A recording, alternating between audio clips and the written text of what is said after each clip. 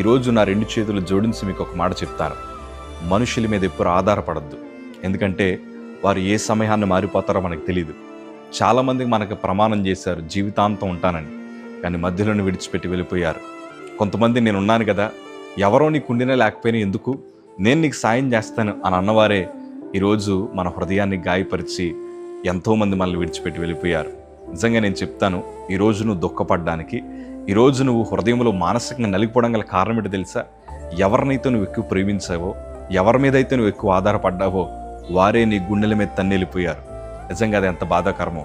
అందుకే భక్తులు అనుభవంతో రాస్తున్నారు, మనుషులను నమ్ముకున్నట్టు కంటే, అధికారులను ఆశ్రయించడం కంటే యెహోవాను ఆశ్రయించడం మేలని అన్నారు. ఎందుకంటే మనుషులు మారిపోయినా, అధికారులు మారిపోయినా మన ప్రభు ఎన్నటికీ మారని దేవుడు. ఆయన మనకి సహాయము చేసే దేవుడు.